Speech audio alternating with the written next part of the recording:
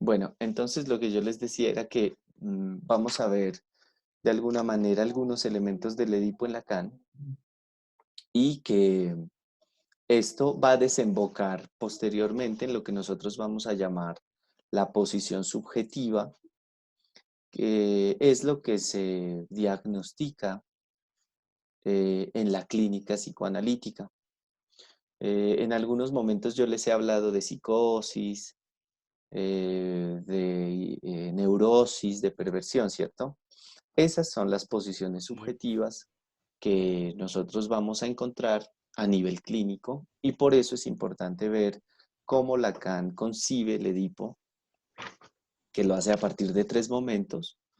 Es importante entonces revisarlo para ver cómo el sujeto entra dentro de una posición subjetiva, dentro de un posicionamiento subjetivo, y eso es lo que comúnmente se llama estructura clínica.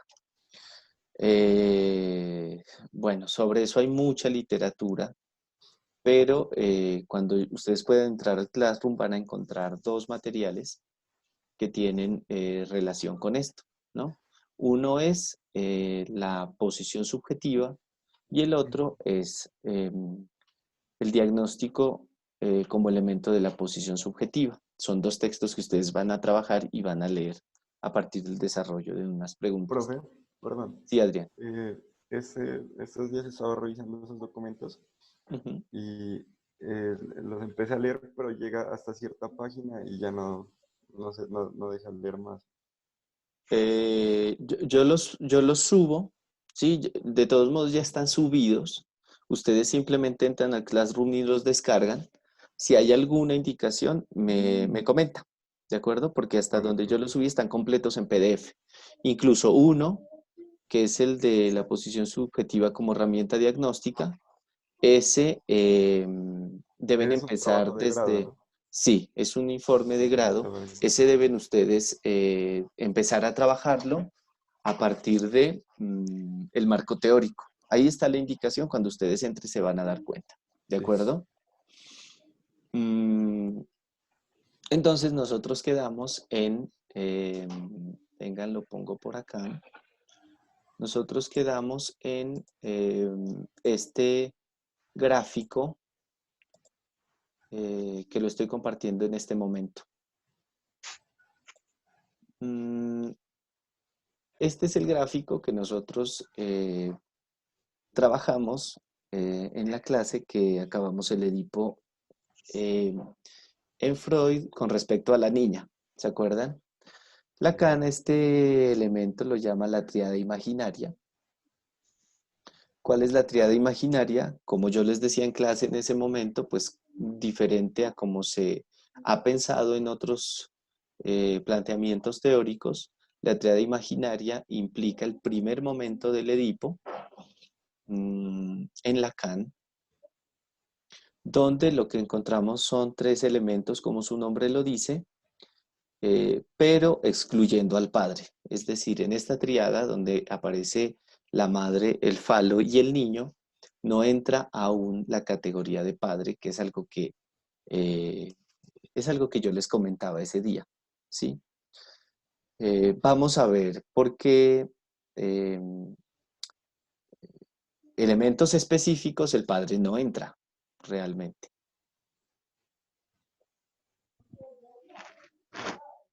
Bueno,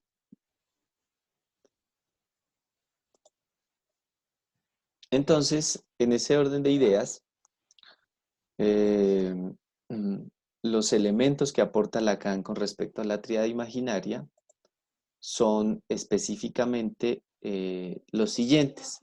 Primero, nosotros hablamos aquel día de que entre los tres elementos madre e hijo se encontraba el falo, ¿sí?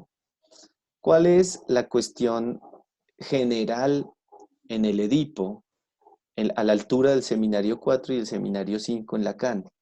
Y es que el Edipo es una problemática o una lógica que va del ser al tener. Voy a irles explicando esto, pero implica de alguna manera que el niño, la madre y el padre se mueven dentro de esa lógica. es el ser o el tener, ¿no? Entonces, esa es una cuestión que hay que tener en cuenta porque esa lógica, ser o tener, es la que implica los diversos momentos en el Edipo y lo vamos a ver cómo se aplica esta lógica que es necesario desarrollar. Por otra parte, la otra lógica que yo les afirmaba que teníamos que revisar se trataba de la lógica de los tres registros del falo. Es decir, que mientras en muchos textos de Freud el falo sigue siendo una característica que tiene que ver con decir falo igual a pene, pene como organismo, como órgano biológico, como órgano. En el caso de Lacan amplía esta perspectiva del falo, que de alguna forma hay algunos rastros en Freud, pero Lacan lo formaliza diciendo que el falo, en el concepto de falo, también participan los tres registros, de lo cual se desprende que hablamos de un falo imaginario, un fálico simbólico, un falo simbólico y un falo real. Esta lógica es importante en la medida en que en, la, en el esquema de Lacan de la triada imaginaria, del triángulo imaginario, se encuentra que está el falo y no se dice qué falo es, ¿no? Y como llegamos aquel día en clase, por favor cierren los micrófonos. Gracias. Continúa entonces el falo que se pone en juego en el triángulo imaginario. Es el falo imaginario precisamente y vamos a ver cuál es la explicación que adquiere digamos, este trabajo.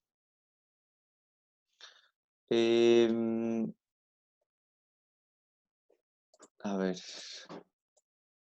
Bueno, entonces situémonos en el esquema del falo imaginario, ¿sí? O más bien de la triada imaginaria. Miren que en esta característica, o en este esquema, la madre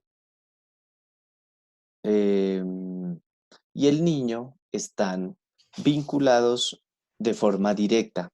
La primera característica, entonces, es que tanto la madre como el niño se encuentran vinculados de forma dual, de forma, sí, de forma directa. Esta relación directa entre la madre y el niño implica que, mm, implica que, implica que entre madre e hijo no hay una separación inicial, ¿sí? Es decir, la madre, como viene, recuerdan ustedes que la madre en los planteamientos de Freud viene de alguna manera privada del órgano que la haría completa.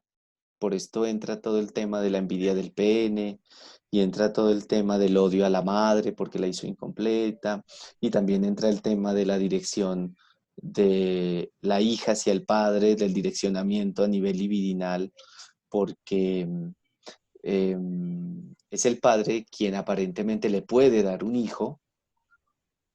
Es interesante porque la madre está ya en ese punto donde puede tener un hijo para completarse. Es decir, la madre se orienta de forma directa hacia el niño, es decir, como si no existiera una separación entre ellos, porque en el niño encuentra una equivalencia al falo. Entonces recuerden el planteamiento de Freud cuando hablábamos de que la madre o la niña, pues, que es esta madre, encuentra en el niño una ecuación simbólica que lo hace ser equivalente al falo. ¿Cómo encontramos eso a nivel clínico? Pues es evidente y ni siquiera habría que remitirse a la clínica, sino esto es un hecho de la vida diaria, donde hay muchas mujeres que pueden estar muy bien con su pareja, estar muy bien con su esposo, estar en una relación, eh, sí, digamos, de pareja, y cuando ella queda embarazada, el esposo pasa a una segunda o a tercera categoría, pasa a un plano donde él ya no cuenta y el que cuenta es el niño, efectivamente. Es una situación que ustedes la habrán podido constatar, ¿sí? Mm, entonces, ¿eso qué quiere decir? Que por el lado de la madre y el falo, es decir, si nosotros pudiéramos trazar un vector de la madre hacia el falo directo, ese vector no podría realizarse. Es decir, la madre no puede conseguir, no puede obtener el falos imaginario de forma directa. Entonces, ¿qué la hace mirar hacia el otro polo, que es el niño? Que el niño es, en la ecuación simbólica, fálica, un equivalente del falo. Es decir, hay mujeres que se completan a través del niño. Eh, en ese sentido es interesante ver, por ejemplo, momentos donde el niño adopta la posición de convertirse en el objeto que completa a la madre. Es decir, ¿qué quiere decir esto?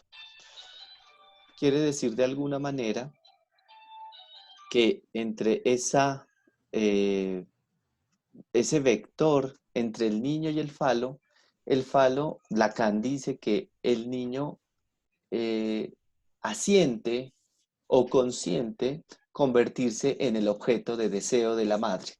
¿Cuál es el objeto de deseo de la madre? El falo.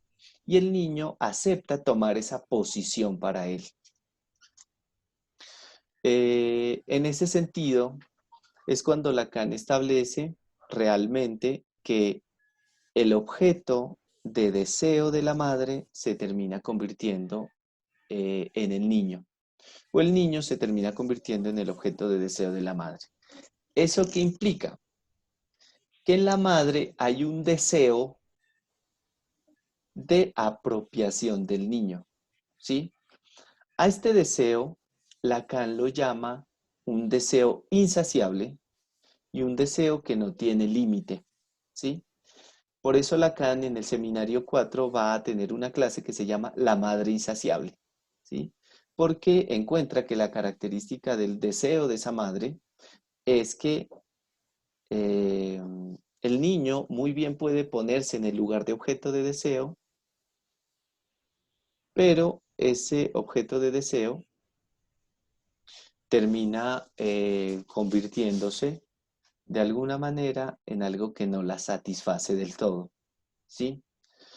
Lo importante a destacar en este punto, ¿qué es? En este punto inicial. Primero es que en la madre hay un deseo. Eso quiere decir que la madre pasa de ser una madre completa en los cuidados a ser una madre incompleta en su deseo. Por eso desea, porque de alguna manera el deseo se establece en una lógica de pérdida. ¿Qué quiere decir eso? Que la madre no, digamos que de alguna manera, eh, la madre de alguna manera, eh, pasa de estar completa a estar incompleta. Porque está incompleta es que desea, ¿sí? Porque nosotros deseamos lo que no tenemos. Lo que sí tenemos no lo deseamos. Ustedes han visto que los niños en esto nos muestran de una forma paradigmática cuando juegan con sus amiguitos o con sus primitos, ¿no? Cuando el primito no va a la casa, el niño va, eh, el niño puede tener todos los juguetes tirados y no hacerle caso particularmente a ninguno, pero si viene otro niño a jugar, empieza como ese deseo de apropiación, ¿sí? Bueno, Mario me pregunta a qué edad desaparece ese deseo de la madre hacia el niño y del niño hacia la madre. Pues realmente lo que nosotros podemos observar en este sentido es que el deseo, ese deseo jamás desaparece. Más bien ese deseo está mediado es por una cuestión que es el Edipo en el sentido de la castración. Vamos a ver que para Freud la castración, ¿qué era? Era que al niño se lo castra de la madre. Pero en el caso de Lacan vamos a encontrar que la madre también está castrada del niño, ¿sí? Es algo que les voy a explicar cuando llegue el momento, pero ¿qué implica eso? Que realmente es lo que yo les decía en la última vez que nos vimos, y es que el Edipo realmente no desaparece. O sea, ese deseo continúa en la vida del ser humano, pero está mediado por el tema de la castración. ¿Sí, Mario?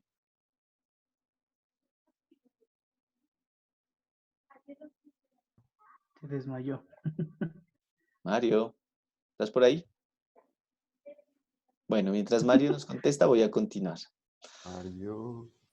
Mario dormido. Bueno, entonces, bueno, la primera cuestión que yo les decía es que la madre tiene un deseo y que ese deseo, ¿qué implica ese deseo? Que ella está incompleta, es decir, que a ella le falta algo, ¿sí?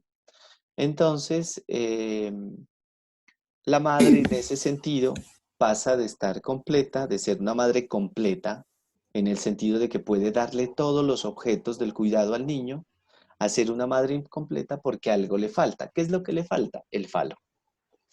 Ok. El falo imaginario. Sí, Profe, es por esto que, perdón, ¿con pues, quién? Alexandra. Hola, Alexandra. Dime.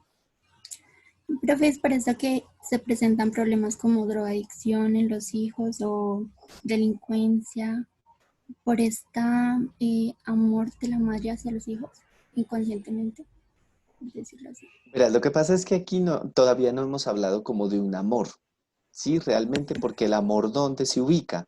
Más de una El niño lo dependencia, creo. ubica a través de los cuidados. Es decir, el niño se siente querido por la madre a partir de que ella le da los objetos de su necesidad biológica. ¿Por qué decimos eso? Porque Freud describe una forma de amor que se llama anaclítica o de apoyo. Esa forma de amor anaclítica, Freud cómo la piensa o cómo la desarrolla, en el modelo en el cual la madre y el niño están en los primeros momentos de los cuidados, es decir, cuando al niño lo alimentan, cuando está iniciando su etapa de lactancia, cuando el niño es limpiado, es higienizado por la madre, cuando el niño es arropado cuando tiene frío o cuando tiene mucho calor se lo hidrata, bueno, todo este tipo de cosas, o se lo pone en un ambiente un poco más adecuado. Es decir, todos esos cuidados que da la madre, ¿que generan en el niño? Que el niño los tome como dones de amor, como un don, como un regalo. ¿Por qué? Porque precisamente porque no existe el instinto materno, es decir, una madre puede eh, decidir dar o no dar, ¿sí? Es que el niño lo toma de alguna manera como un objeto de amor, es decir, ella puede darme o no darme lo que yo quiero para poder vivir. Si me lo da es porque me quiere. Entonces la lógica del amor va por ese lado. Pero mira, Alexandra, que nosotros estamos trabajando en la tríada imaginaria el concepto de deseo. ¿En qué sentido el concepto de deseo? Que puede estar vinculado el amor, digamos, el amor de una madre hacia un hijo, pero detrás de ese amor, qué es lo que se cierne, qué es lo que se propone, qué es lo que se fundamenta? Es un deseo de qué? De la madre por apropiarse del falo, pero como no puede con el falo de forma directa, lo quiere hacer a partir de una forma indirecta que es el niño. Miren, eso puede sonar fantasioso, pero ¿cómo lo vemos? En la clínica se mira en los casos que tú propones donde hay madres que aman excesivamente a sus hijos. Es decir, donde le dicen mi bebé y el bebé tiene 40 años, ¿sí? O donde, por ejemplo, eso se da mucho en nuestros casos nariñenses, donde el niño El niño de 30, el niño de 35, el niño de 45 sigue viviendo en la casa con mami, ¿no?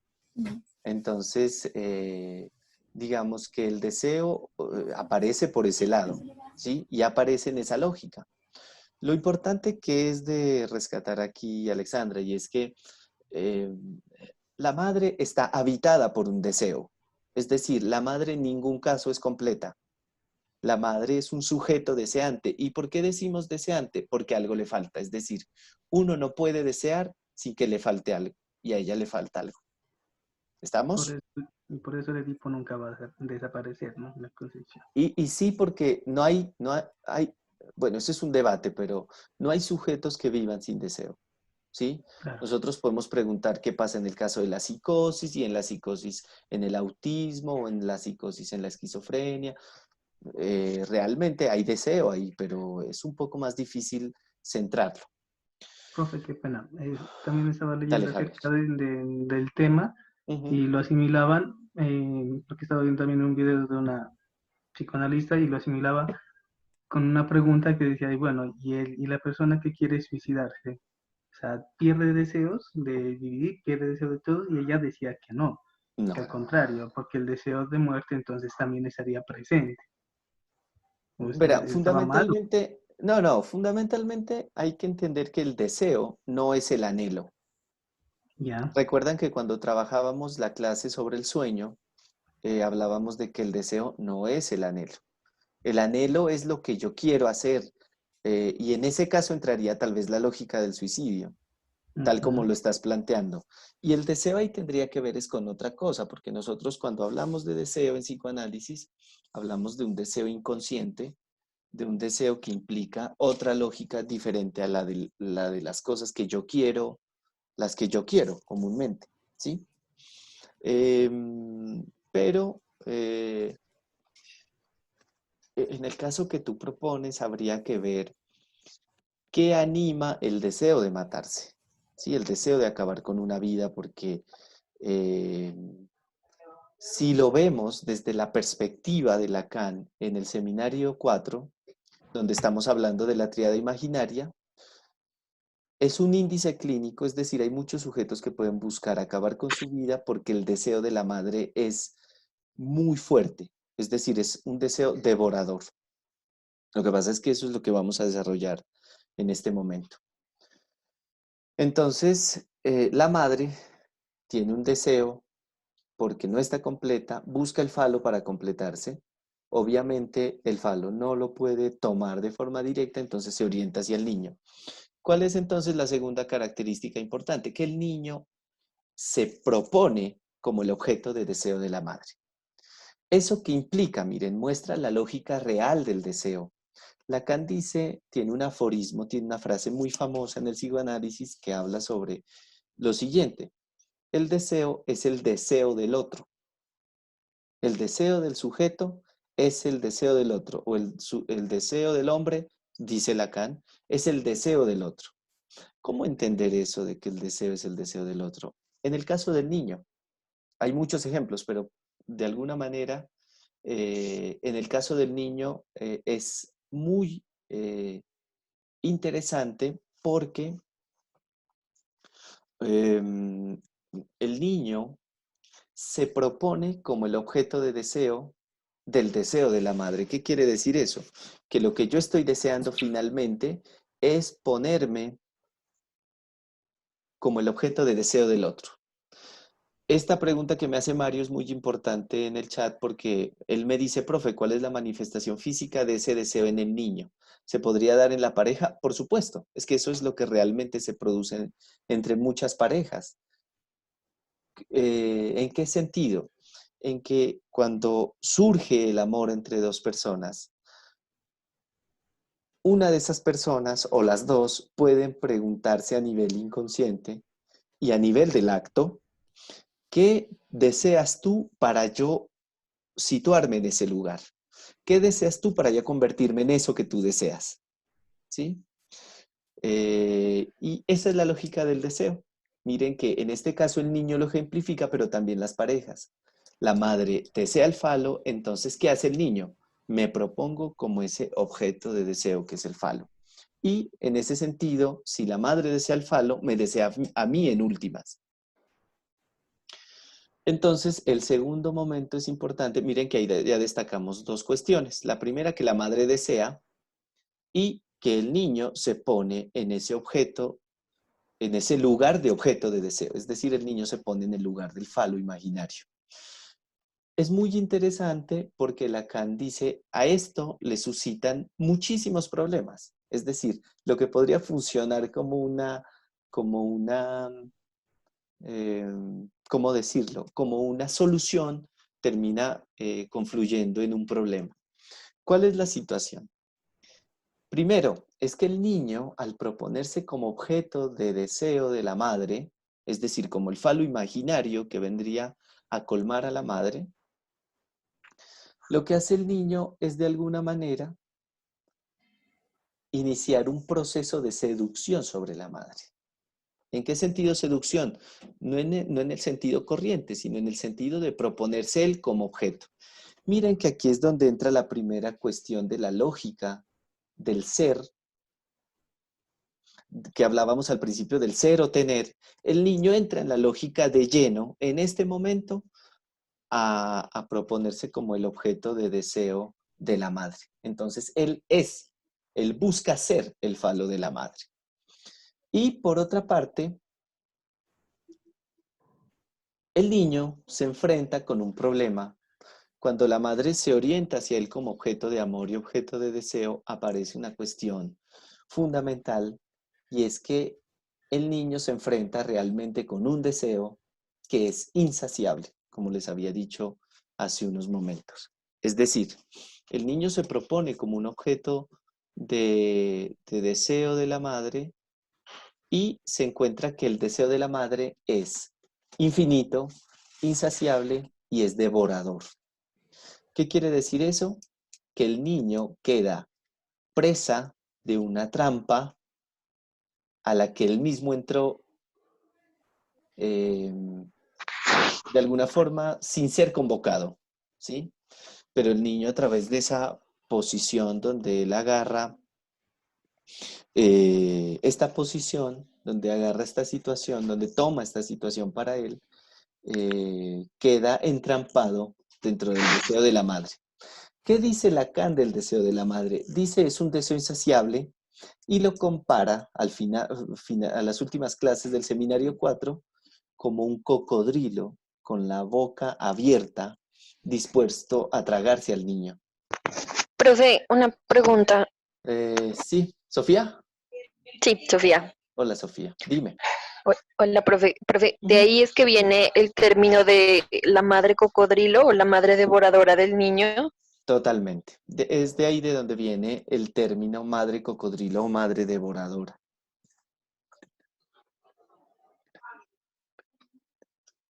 Ahí es donde viene el término madre insaciable, madre devoradora o madre cocodrilo. ¿Qué quiere decir eso? Que el niño, al final de cuentas, se termina convirtiendo en un elemento insuficiente para el apetito de esa madre. Y Lacan, a esa relación, miren que es una relación profundamente problemática, a esa relación Lacan la llama una relación estragante, ¿sí? Lacan nos dice en el seminario 4 algo que quiero leerles porque cuando lo volví a releer me causó muchísimo impacto. Lacan dice, lo tengo por acá, espérenme un segundito. Lacan dice, toda relación de la madre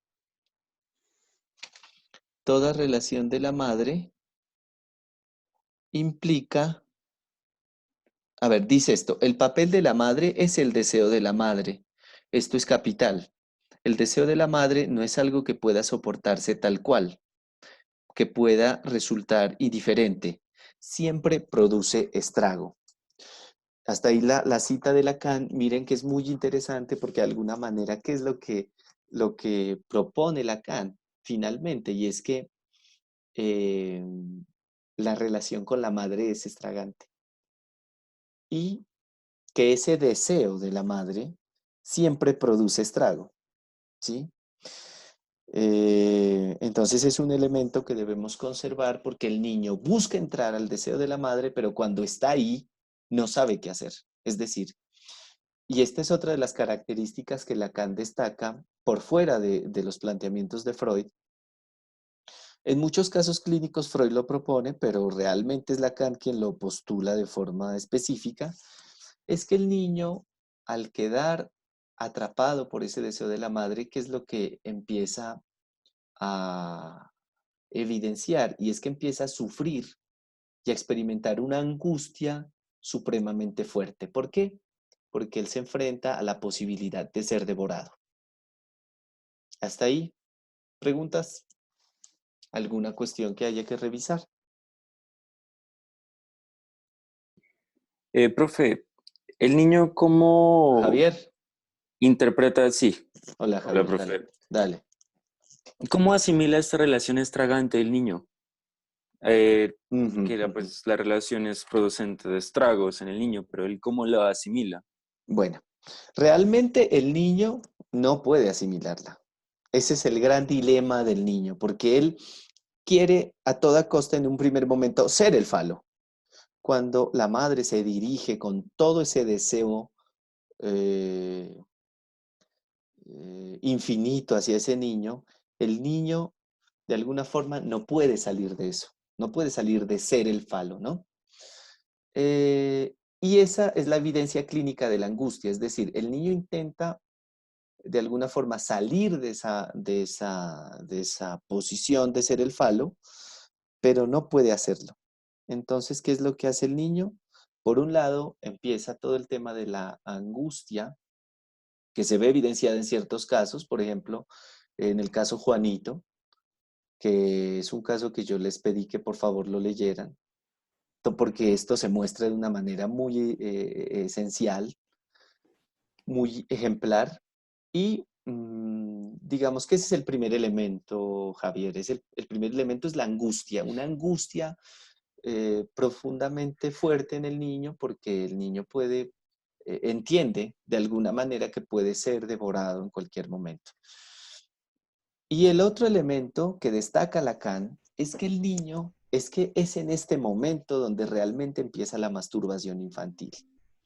Es decir, el niño a partir de la angustia y la masturbación infantil intentaría salir de la lógica del ser, porque no quiere ser devorado, pero digamos que es muy difícil para él hacerlo. ¿Qué pasa en la cuestión de la masturbación infantil? Lacan dice que el niño ofrece su pequeño falo a ese, como ofrenda de sacrificio, a ese deseo devorador de la madre. Es decir, el niño ofrece la estimulación de su pequeño miembro para que la madre no lo trague. En ese orden de ideas, estos son los únicos dos elementos que el niño puede proponer frente al deseo materno. De un lado la angustia y de otro lado la masturbación.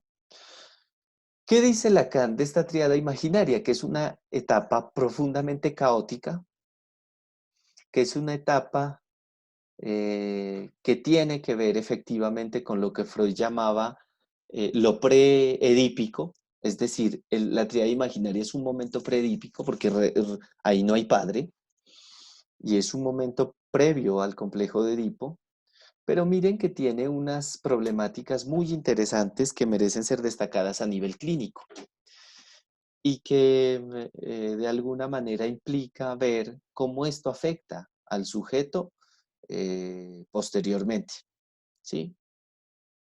Entonces, aquí hay un problema grande para el niño porque él está ceñido a una relación o ceñido a un momento donde él quiere ser el objeto de deseo de la madre, pero cuando ya lo es, dice, paren un momento, yo no sé en qué me metí, yo no sé cómo salir de esto, ¿sí? Profe, es Entonces, decir, perdón, sí, o sea que el niño siempre va a estar ubicado como eso dependiente del deseo de la madre y la madre siempre se va a conservar como una madre fálica. Lo que pasa es que el término madre fálica Lacan lo utiliza, pero es un término un poco complejo porque realmente la madre no es fálica. Es decir, se dice a la madre fálica en ciertas circunstancias donde su deseo es muy, muy, digamos, devorador, pero realmente es un contrasentido decir madre fálica porque ese deseo es devorador precisamente porque no tiene el falo. Es decir, es devorador porque busca apropiarse del falo. Y Reemplazarlo. sí, sí, sí busca apropiarse. Uno podría preguntarse, ¿y para qué una persona querría el falo o querría ser o querría tener el falo imaginario? Y es precisamente para poder completarse. Lo voy a decir de una forma muy burda, pero que lo ejemplifica la clínica, y es que en la cuestión del falo imaginario se encuentra una cuestión de la problemática de ser feliz. Es decir, nosotros no podemos ser felices de forma absoluta como queremos, sin ninguna tristeza, sin ninguna intermitencia, precisamente porque el falo no está ahí. Entonces, se podría explicar de esa manera, lo digo de forma muy burda, pero se podría explicar de alguna manera que la madre quiere apropiarse es para encontrar una felicidad. Entonces, cuando existe el deseo materno, miren que aquí ya estamos haciendo un reemplazo. Hablábamos del instinto materno, no existe. Habíamos dicho que no existe. Existe el deseo materno. Siempre que haya deseo materno, va a haber una relación de estrago. ¿De qué depende? Va a depender en esta primera elaboración de la teoría de Lacan, porque después Lacan va a cambiar esto, en esta primera elaboración va a depender de cómo entre el padre, y eso lo vamos a ver en un momento. Pero lo que quería destacar para ustedes es que la tríada imaginaria, el momento imaginario, corresponde a la fase preedípica. Y recuerden que en Freud nosotros no encontrábamos mucha indicación sobre esto, ¿cierto? Es decir, la madre, teniendo en cuenta un niño o una niña, puede buscar la equivalencia simbólica de ese falo en su hijo o en su hija. Y esa relación en un primer momento es muy fuerte, es una relación dual, es decir, ahí no hay un tercero que medie, y evidente, porque el falo ahí no actúa como tercero, es decir, todos quieren ser el falo o tener el falo, ¿sí? Y en esa relación dual, ¿qué es lo que encontramos? Que la madre termina siendo profundamente fuerte para un niño, es decir, puede ser muy devorador para un niño. Mario me pregunta en el chat, profe, pero cuando la madre no está presente en la vida del niño. Mire que cuando nosotros hablamos en ese sentido de la madre, a nivel de los cuidados, nosotros estamos destacando realmente es una función de una persona que lo puede ejercer cualquier persona, ¿sí? Obviamente uno puede pensar, bueno, pero entonces la madre, ¿qué en el inconsciente qué función tiene? Pero es un tema secundario frente a esta pregunta. ¿Eso qué quiere decir, Mario? Que cualquier persona que ocupe el lugar de los cuidados en un primer momento y en un segundo momento un lugar del deseo materno, va a cumplir el papel de la madre. ¿Listo? Listo, profe. Perfecto. ¿Alguna otra pregunta? No. Bueno. Espérame un segundito, por favor.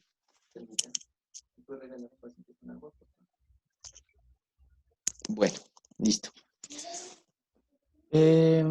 Continuemos entonces. Aquí, en esta cuestión de la tríada imaginaria, pues el niño realmente busca en un primer momento desesperadamente entrar y en un segundo momento, del primer momento, busca desesperadamente salir. A este primer momento, Lacan lo llama el primer momento de los 3 momentos del Edipo. Es algo que hay que tener en cuenta para situarlo dentro de lo que habíamos podido nosotros hablar. Otro elemento que queda establecido en esta lógica, otro elemento que queda establecido en esta lógica es precisamente que el niño queda como atrapado en el deseo de la madre, y eso es a lo que nos preguntaban sobre pensar como una madre cocodrilo, una madre devoradora. Bueno, hasta aquí, digamos, el primer momento de los 3 momentos del Edipo en Lacan. ¿Qué pasa en el segundo momento? Profe, perdón, una pregunta. El ¿Sofía? primer momento, sí, Sí, ajá. el primer momento de los 3 momentos que tiene el Edipo sería esta fase, o sea, la preedípica. Esta es la fase preedípica, este es el preedipo. ¿Listo? Entonces, hay que tener en cuenta que este es el primer momento. Cuando el niño entra en esta operación masturbatoria, es cuando el niño intenta ofrecer a la madre, a ese deseo insaciable, le intenta ofrecer su pequeño miembro. Pues imagínense el cuadro, pues es una situación profundamente patética, ¿no? Para el niño, porque el niño no puede realmente responder frente a eso. Entonces, es importante tenerlo en cuenta porque el niño pasa de eso, ¿no? De ser el objeto de deseo, de ser lo que la madre desea, a encontrarse de alguna manera, pues, entrampado dentro de esa cuestión. Bueno, el segundo momento, ¿cuál Sí, es? profe. Sí, Pero ahí sí me quedó un poquito la duda. O sea, sí. reflejado la masturbación del niño, pues él no es consciente de lo que va a entregar ahí. O sea, ¿qué le está entregando la madre con Les- la masturbación?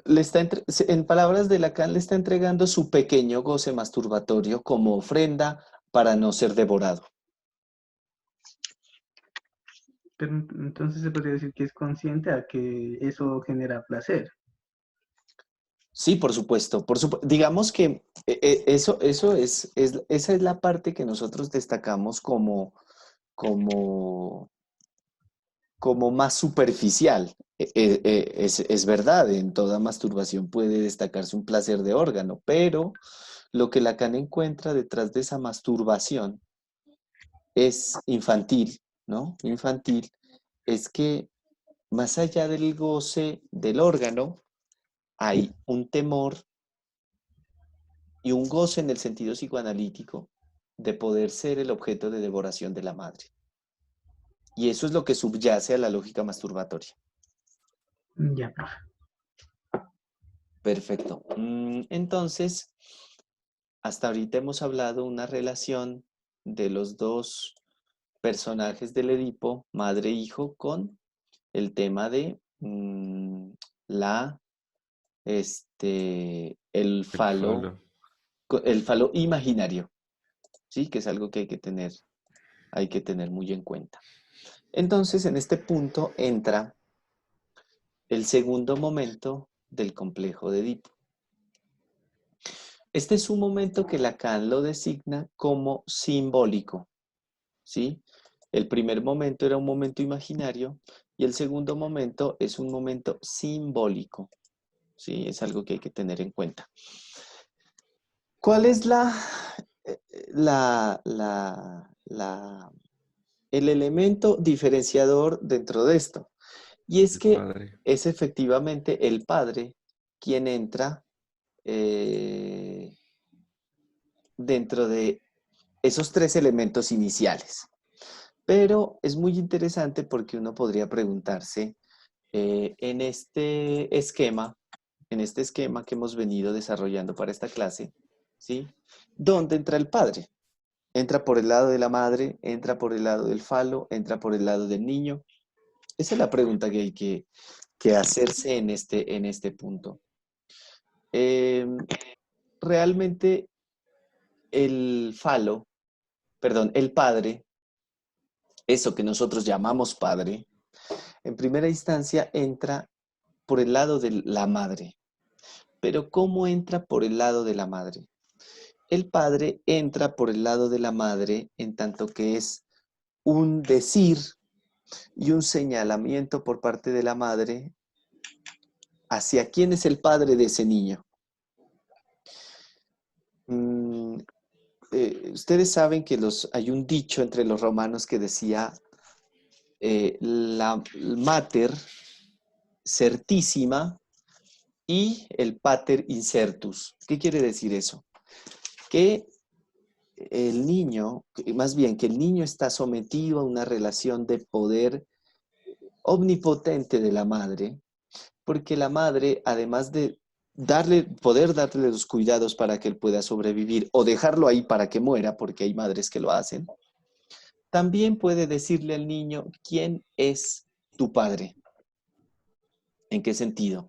En el sentido de que el padre termina entrando a la lógica de la tríada imaginaria en la tríada simbólica por el decir de la madre. Es decir, el padre es aquel a quien la madre señala como tal. ¿Sí? El profe, ¿eso se refiere más que todo a la significante de la ley que tiene la madre sobre el niño? Claro. Aún no, porque el padre, como si se dan cuenta, al principio como entra como un invitado, entra de alguna manera como un huésped, entra como un invitado no muy bien visto ni por el lado del niño ni por el lado de la madre, porque de alguna manera entra Profe, perdón. a interponerse. Sí, Adrián. Perdón, profe, o sea, en sí el padre como función paterna, lo que va a cumplir es como la separación de la madre hacia el niño. Sí, digamos que la función del padre, finalmente cuando se instaura como significante de la ley, es esa. Pero recuerden que todavía no ha entrado como significante de la ley. Está entrando como un decir. Profe, pero ¿y el padre después dentro de esa invitación, bueno, como entra en esa relación madre-hijo, no se puede, no se puede convertir para la madre en el falo que hace falta, o sea, en el falo que ella busca? Así, por supuesto, porque es la madre la que después va a orientarse al padre en un sentido amoroso, en un sentido sexual y en un sentido de deseo. Es decir, el padre entra por el lado del decir de la madre, pero termina situándose del lado del falo. Vamos a ver cómo aparece esa operación, ¿no? Ya. Ya. Pero eso va a ser posterior. O sea, las tres preguntas que ustedes me han hecho hace más referencia, la última a este segundo momento, pero las dos primeras que me hicieron al tercer momento del Edipo, donde nosotros podemos hablar de una resolución muy entre comillas del complejo, ¿sí? Entonces, en ese orden, el padre entra por el lado de la madre, pero entra del lado del discurso de la madre. Es decir, es la madre la que señala con su acto y con su palabra quién es el padre de un niño. Es ella la que sanciona eso. ¿Por qué lo digo? Porque una mujer, por ejemplo, en una noche de una noche loca, pues como decimos nosotros, puede haber tenido relaciones sexuales con tres personas, con tres hombres, y quedar embarazada de uno de ellos, y no sabemos realmente, ella puede no saber, ni siquiera ella puede saber de quién es de esos tres ese hijo, pero ella qué va a hacer o qué va a decir, tu hijo es este, ¿sí? Al padre, y al padre le va a decir, y al hijo le va a decir, este es tu padre. Es decir, es ella la que designa el lugar del padre y lo hace a partir del discurso. Por eso digo que el padre entra como un decir y es algo que Lacan al final va a desarrollar al final de su obra del padre como un decir. ¿Sí? Él va a llevar esa situación, esa cuestión muy lejos. Pero por ahora lo importante es saber que el padre entra por el lado de la madre. Es decir, ¿qué quiero destacar con eso? Y es que si la madre no quiere, el padre no entra. ¿Se entiende? Y si la madre dice cierto discurso sobre el padre, el padre va a entrar con esos condicionamientos. Por lo menos en la primera época de Lacan, en la primera época de la enseñanza de Lacan es así, ¿sí? Y ahí es muy importante cuando entre los padres, entre padre y madre se dicen, por favor, no me desautorices, ¿no? Se dicen los papás. ¿Por qué? Porque la desautorización, ¿qué implica? Que la madre es muy superior al padre en ese sentido. ¿Listo? ¿Estamos hasta ahí? Estamos. Bueno, listo. Edison me pregunta, ¿cómo se llama cuando el complejo de Edipo va de hijo a padre? ¿Se sigue llamando Edipo? Sí. Recuerde, Edison, que nosotros trabajamos el tema del Edipo en Freud, cuando él habla del Edipo positivo y del Edipo negativo, y cuando Freud también habla sobre las posiciones pasiva y activa. Es decir, cómo el niño cuando llega a cierta parte del Edipo puede tomar una posición pasiva, dice Freud, en el sentido de intentar reemplazar a la madre para granjearse el amor del padre. Mire que ahí estoy haciendo alusión a su pregunta y es Freud quien lo dice. Esa es una actitud fundamentalmente femenina y es una actitud o una posición más bien que implica lo pasivo. ¿Listo, Edison? Bueno, continuemos. Ahora pues espero que me diga. Entonces, ¿por qué les destaco esto? Porque, ¿qué es lo que encontramos hoy? Digamos, cuando Lacan propone el Edipo, todavía en este punto no existía la fecundación in vitro. Por ejemplo, no existía ese tema el tema muy desarrollado hoy en nuestras sociedades donde encontramos madres que no quieren un padre en su vida. Es decir, madres que quieren ser exclusivamente madres para un hijo, sin que ahí entre un elemento tercero, como sería el padre, ¿sí? Y como encontramos también gente personas donde efectivamente, donde encontramos mujeres que quieren, que por las situaciones de la vida se quedan o deciden quedarse solas, deciden estar solas y cómo eso interviene dentro de esa lógica. Miren que en ese sentido el padre es un decir, en primera instancia, es decir, el padre es el hombre a quien designa la madre. En esta primera lógica es así como entra en la triada. Y en segundo lugar, es que la entrada del padre está determinada por las contingencias del discurso de la madre. ¿Qué quiere decir eso? Que si una madre anula la autoridad de un padre, si una madre anula lo que dice un padre sobre lo que un hijo debe hacer o no, eso va a tener consecuencias muy interesantes clínicamente hablando sobre un sujeto.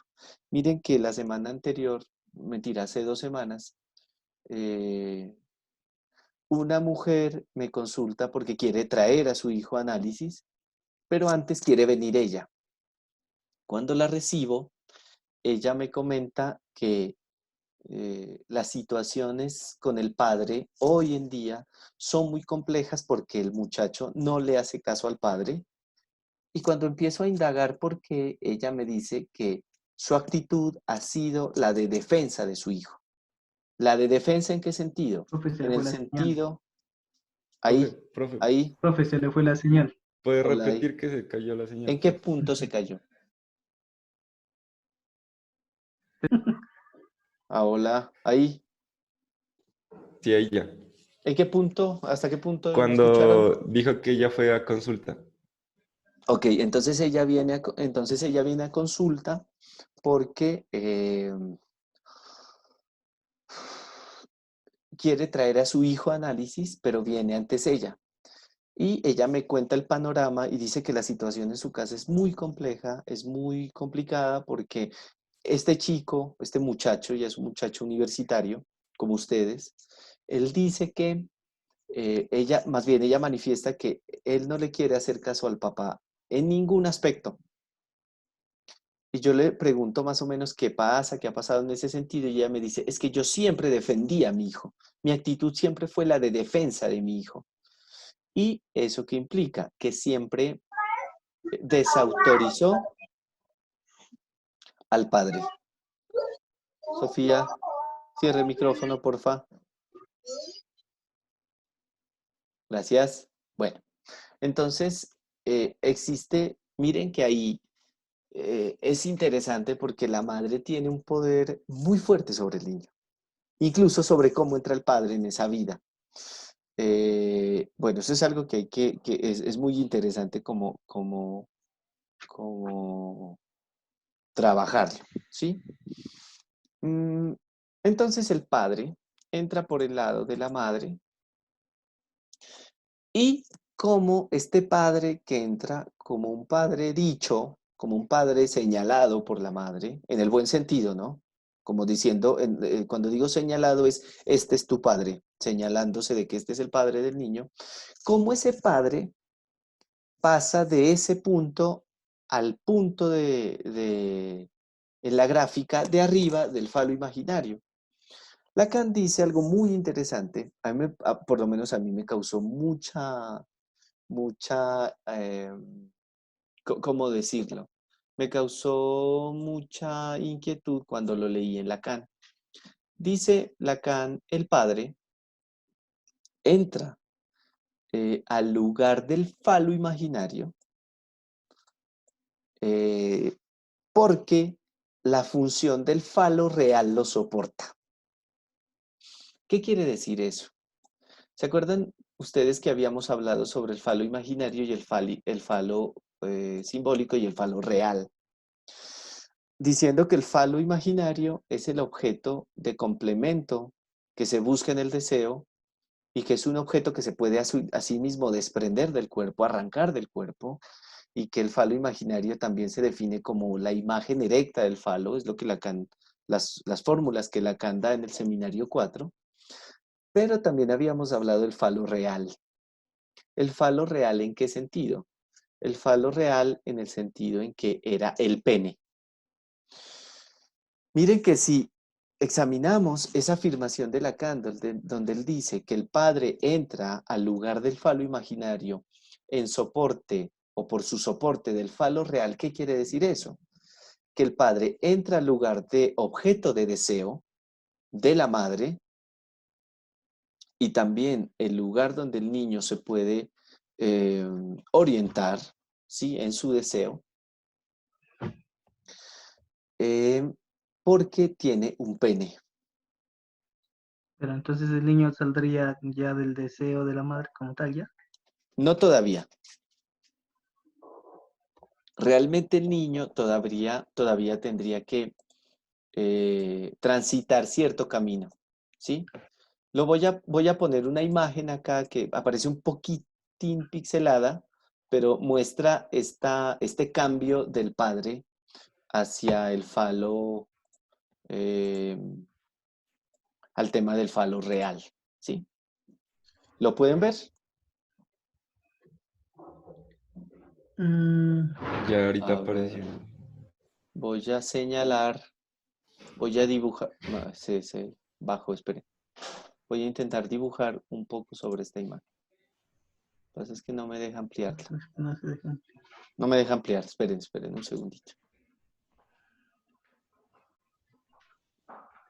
Sí.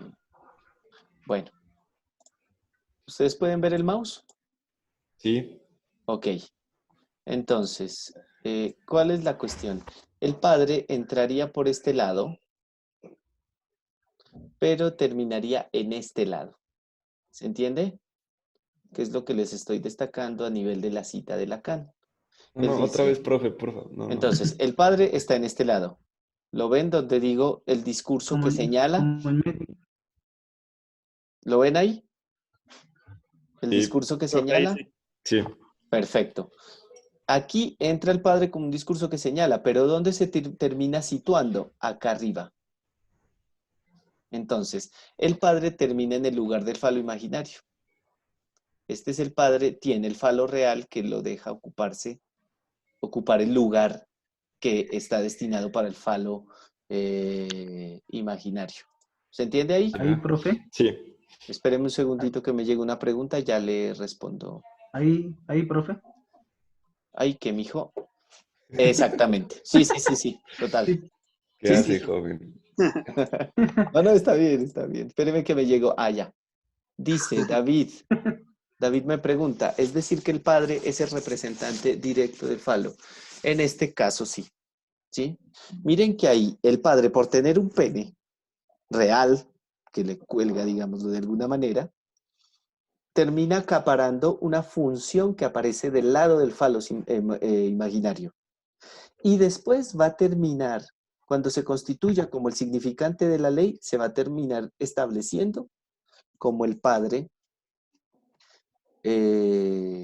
como portador del falo simbólico. Es decir, el padre, en esta lectura de Lacan, como en la lectura de Freud en un primer momento, el padre va a ser el garante del Edipo y de la castración.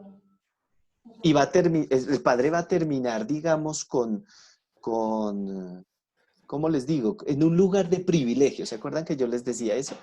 O sea, el falo aquí el padre va a representar el poder, esa ley que va a regular. Por supuesto. Si se entiende la ley como poder, sí, y Lacan Sí. dice que el falo es el significante del poder.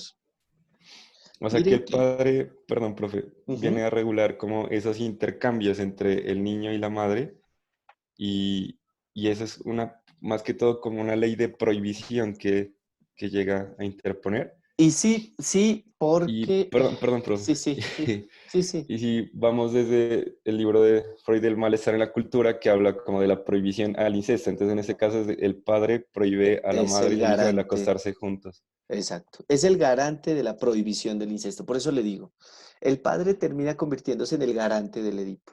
Es decir, el Edipo se produce porque el padre prohíbe, ¿sí?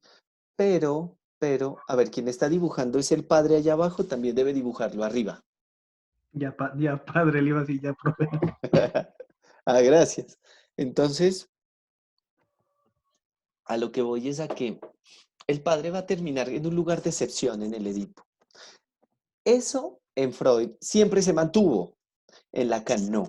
En Lacan estuvo un momento y después realmente Lacan va a deconstruir el lugar del padre, Lacan va a desbaratar ese lugar de excepción, porque realmente si vamos a los hechos reales, el padre no es tan fuerte como ellos lo hacen ver en un primer momento.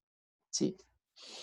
Gracias a quien me está ayudando Bueno, profe, ahí, eh, realmente el padre, entonces, pero miren que todavía no hemos hablado ni de la madre ni del niño, solo ¿sí? del padre. Todavía no hemos hablado, estamos hablando simplemente del padre. El padre entonces entra al lugar del falo imaginario por su falo real, dice Lacan. Es decir, miren que eso marca muchísimas preguntas. Por ejemplo, ¿será que la norma heterosexual implica que en esa vida haya existido un padre? Cuando digo norma heterosexual es las elecciones de objeto.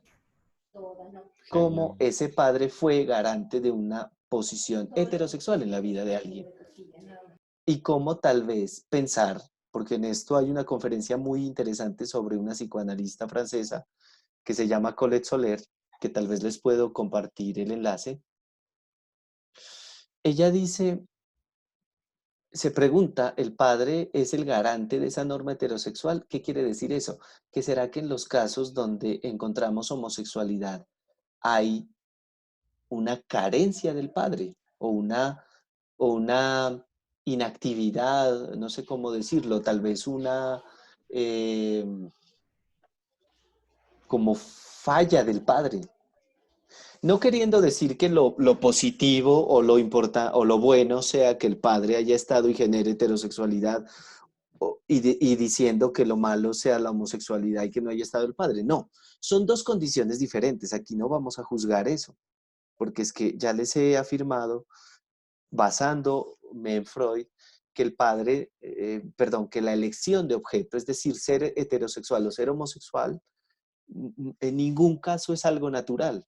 Los dos casos son igualmente problemáticos, o problemáticos más bien.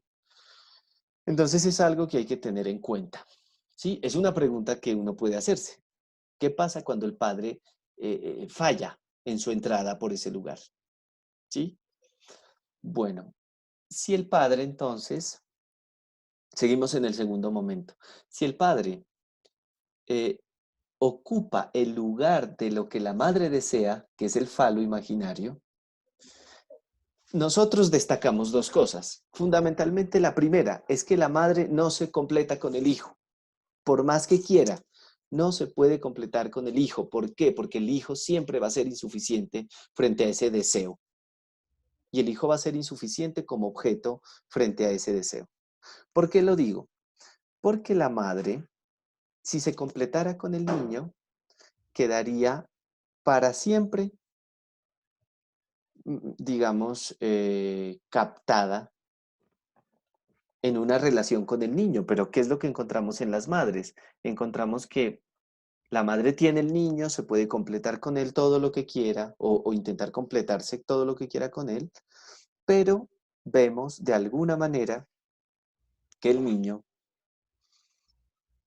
que la madre deja al niño para ir a hacer otras cosas, ¿sí? Por ejemplo, la madre lo tiene un ratico, le da el cenito y todo, le saca los gases, ta, ta, ta, ta. ¿Qué es lo que hace? El niño se duerme, ¿qué hace? Lo deja acostado y ¿qué va a hacer? Va a hacer otra cosa. No se queda todo el tiempo pegada a él, ¿sí? Esa es la primera cuestión, que la madre no se completa con el niño porque en la vida cotidiana se encuentra que la madre hace otras cosas, es decir, el deseo de ella no se aplaca en el niño, por eso hace otras cosas. Y por otra parte, es que si el padre entra como objeto de deseo, la madre se va a orientar hacia él, dejando de lado al niño. Es decir, la madre va a considerar al padre como su pareja en el nivel sexual, en el nivel amoroso, en el nivel de deseo. Es decir, su deseo ya no se orienta hacia el niño, se orienta hacia el padre. Y esto es muy importante porque esto va a tener consecuencias supremamente poderosas sobre el niño. Aquí Lacan dice que el padre entra cuando agarra esa función del falo imaginario para él, el padre ya entra plenamente en la vida del niño como un padre imaginario. ¿Qué quiere decir que entre como un padre imaginario? Que es un padre que puede ser depositario del amor del niño o puede ser también depositario del odio del niño. ¿Qué quiere decir eso? Que el niño lo ve a la vez con amor y con temor y con odio y con resentimiento. Es decir, el padre entra dentro de esa lógica como un enemigo y como un rival del niño. Y el niño, en ese sentido, por un lado, va a experimentar celos, rivalidad, amenaza por ese padre imaginario, pero también va a experimentar un profundo temor hacia ese padre. ¿Por qué? Porque ese padre puede destruirlo en cualquier momento. En ese orden de ideas, el niño, si bien en un momento fue o quiso ser el falo imaginario de la madre, el padre entra en esa lógica para que el niño pueda optar por la opción de ser, de pasar del ser al no ser. Ustedes han escuchado ese fragmento de Hamlet cuando él dice ser o no ser. Esa es la cuestión. Esa es la misma cuestión a la que el niño se encuentra sometido. El niño Profe, déjame terminar la idea y te doy la palabra, por favor. En ese sentido, el niño queda de alguna manera por fuera del deseo de la madre. Esto en él tiene como en un efecto doble, y es que por un lado él quería sacarse a la madre de encima, pero de alguna forma extraña a la madre. O sea, él quiere seguir en esa lógica, muy a pesar de su temor a ser devorado, muy a pesar de su angustia, muy a pesar de su masturbación infantil. Pero el padre entra y cuando la madre se orienta hacia el padre, el niño ¿cómo queda? El niño queda de ser el objeto de deseo de la madre a no serlo. Es decir, es la entrada del padre la que le permite al niño pasar del ser al no ser. Sofía, ¿me decías? ¿Sofía eras? Sí, sí, profe. O sea, Hola. creo que era como que la misma pregunta, ¿no? Si para dejar de ser objeto, entonces ya está empezando a ser un sujeto. Es que realmente la constitución del sujeto entra por otra parte, ¿no? Digamos, cómo lo podríamos como establecer? El sujeto se produce digamos que para responderte esto tengo que ir hacia otro lado y es que el sujeto, para constituirse, se constituye a partir de una cuestión fundamental y es de la pérdida de vida. ¿A qué le llamamos pérdida de vida? Es cuando el niño entra al baño del lenguaje producido por los seres humanos. Es decir, el niño es una vida en plena regla, en pleno sentido, a nivel instintivo y biológico. ¿Y qué pasa con el instinto cuando empezamos a someterlo al baño del lenguaje? ¿Se acuerdan? Es el instinto. Ay, ¿cómo que dijo usted? ¿Se acuerdan qué pasaba cuando un niño empezaba a ser sometido al baño del lenguaje a nivel instintivo? Va perdiendo. ¿Qué era? Bueno, entonces les digo, en el niño se produce una pérdida de instinto, lo que genera la pulsión, ¿se acuerdan? En ese orden de ideas, lo que decimos que es, o lo que dice Lacan, que es que la vida se pierde. La vida instintiva, la vida biológica se pierde. ¿Y nosotros qué obtenemos a cambio de eso? La pulsión. Cuando aparece esa operación sobre el niño pasa de ser un organismo viviente, un viviente, dice Lacan, a empezar a constituirse un sujeto a partir de ¿qué? De la resta de biología, de la resta de vida que hace el lenguaje sobre él. Es decir, el sujeto se constituye en ese campo a partir de la pulsión. Miren que ahí podemos nosotros hablar de un sujeto pulsional. Es decir, de que el sujeto de que el sujeto se produce, el sujeto se crea, el sujeto se constituye a partir del lenguaje. ¿Sí, Sofía? Sí, Bueno, sí. vale, entonces continúo. Entonces, el padre entra en esa lógica como un rival, como un tipo indeseado, no deseado por el niño, como un tipo que debe ser, ¿cómo les digo? Eliminado de la ecuación, ¿sí? Como un tipo que debe salir de esa situación. Y, ¿qué es lo que dice o qué es lo que establece Lacan? Que en el niño se suscita primero esa rivalidad por el padre, ¿no? Porque le viene a quitar el amor de la madre. Pero hay otra cuestión y es que el niño empieza a querer al padre por dos cosas. Bueno, por una fundamentalmente, y es que el padre le permite al niño salir de la trampa del deseo de la madre. Y el padre orienta para sí ese deseo que es devorador. Mientras que partimos de la idea de que el niño no puede, el padre sí puede ¿cómo les digo? Como tomar ese deseo para sí. El padre sí lo podría soportar, porque el padre aquí es el garante, pues es el rey, ¿sí?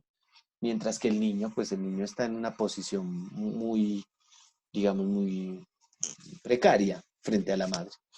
En ese orden de ideas, el niño siente rivalidad, pero al mismo tiempo empieza a experimentar un amor y un cariño por ese padre, porque es el padre el que realmente lo saca de ese deseo devorador de la madre.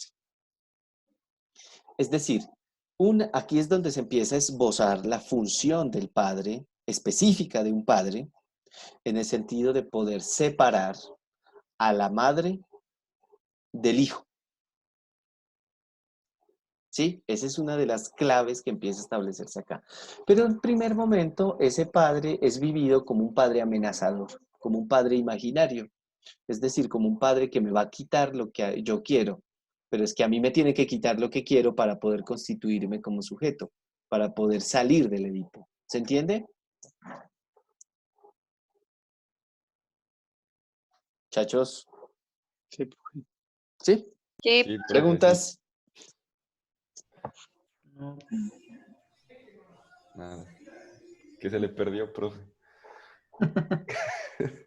Estoy la espalda un poco. Bueno, y mata esto. entonces, lo que pasa es que pensé que iba a ser más corto, pero bueno, igual nos encanta hablar de psicoanálisis, por lo menos a mí. Bueno, entonces, el padre, porque entra como un padre imaginario, o cómo entraría en ese sentido como un padre imaginario, entra porque ahí es donde empieza a aparecer el terror a ser castrado. Miren que fundamentalmente nosotros no hablamos de una cuestión que tenga que ver como que lo castren de los genitales, sino que el castrar es que me quiten a la madre. O sea, miren que de ahí es donde aparece la cuestión. Entonces esa cuestión aparece ya en el segundo momento, no en el primero. Esa cuestión aparece en el segundo momento. Listo. ¿Listo? Bueno, entonces el niño pasa del ser al no ser, en esta lógica. ¿Sí? ¿Cómo pasa entonces el niño del no ser al tener? ¿Sí? Y es precisamente porque él, al orientarse, el niño todavía queda pegado al amor de la madre, pero ya no de la misma forma como antes de aparecer el padre. Y también aparece una cuestión y es que el padre muestra de alguna manera qué es tener un falo. Él es el que lo muestra. Es decir, el niño también ama al padre porque encuentra en él la posibilidad de cómo tener. ¿Se entiende lo que digo? Miren que es una lógica muy interesante porque el padre termina convirtiéndose en un gestor de lo que en el futuro va a ser el niño y de lo que en el futuro va a ser la niña. ¿En qué sentido? Entonces, profe, perdón. Ya te doy la palabra, Ya. en que ellos se pueden identificar al padre. ¿En qué sentido?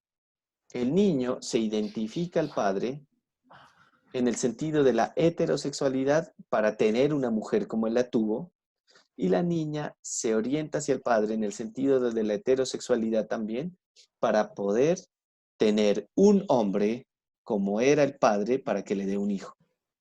Miren que hasta ahí es la misma lógica de Freud. Dale, Adrián.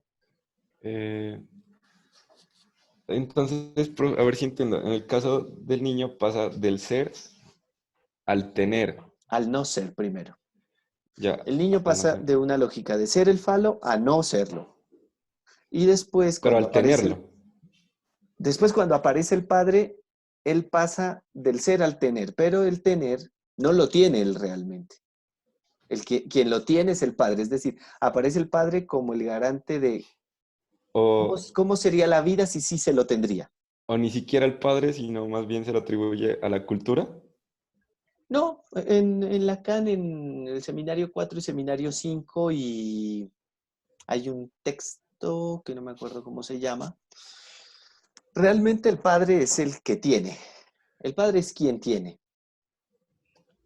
Profe, yo tengo una duda acerca de eso. Para un poquito, Javier. Sí, Adrián. No, profe. ¿Pero en qué parte te quedaste? O sea, en lo del padre, o sea, que no está tanto el falo ya no está ni en ni en la madre, ni en el padre, ni en el niño, sino que pasaría a estar en la cultura. No, realmente no, porque desde esta perspectiva, o sea, desde este momento de la enseñanza de Lacan, el falo sí está en el padre. En este momento, pues. En este momento, sí. Después, es que realmente cuando vamos a la clínica, el falo no está en ninguna parte.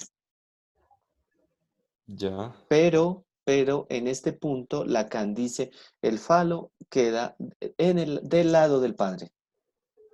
Y después, mucho después va a hablar sobre las fórmulas de la sexuación, que es, digamos, un tema un poco más complejo. Él va a decir, hay uno que hace excepción a la castración. ¿Quién es ese? El padre. Digamos, pero eso hay que entenderlo un poco, ¿no? ¿Qué es lo que hay que destacar aquí? Que el padre queda como poseedor del falo en todos los registros. En el Ya, registro imaginario, en el registro real simbólico. y en el registro simbólico. Sí, no sé cómo podría pasar a la cultura, habría que pensarlo un poco, pero la cultura, en la vida, en lo cotidiano, estaría de alguna manera.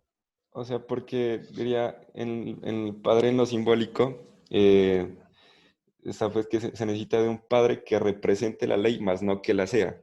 Exactamente. Ujú. O sea, es decir, que un padre que reconozca que él también está sometido a la ley. Entonces ya no estaría el falo en él, sino en la cultura. Ah, Eso ya, es ya, ya. donde... Ah, ya te entiendo por Ya, dónde va. Ya te entiendo por dónde va. Sí, sí, sí, sí. Lo que pasa es que en ese sentido el padre se convierte en un representante de la ley, ¿sí? Y si vamos a eso, eh, el padre termina siendo el germen de la cultura, ya. ¿sí? Porque precisamente sí habría una función de que él está en esa parte o en esa cuestión cultural, ¿sí? Entonces, sí, sí, habiéndolo visto así, el falo está del lado de la cultura, está del lado del padre, está del lado de la ley, ¿sí? Está del Bueno, lado y como del usted nos explicaba nacimiento de, en el gran otro. está en el granoto, está en el nacimiento de la ley. Lo que pasa es que realmente Lacan se va a dar cuenta de que el falo no está realmente en ninguna parte. Y por eso todos lo buscamos, sin poder Ya. conseguirlo. Sí, o sea, yo tenía, Qué loco. alguna vez en algún punto le escuché a alguien, es que en la relación amorosa usted tiene que tener el falo, como diciendo que usted tiene que ser Llevar las riendas de... exacto, como que ejercer un poder sobre el otro y ahí no, eso no es posible, realmente eso no tiene sentido, el Pero, profe, falo entonces, no está ahí. ¿dónde carajos queda el falo? Digamos que en este momento lo que ustedes tienen que saber es que queda en el padre. Ya.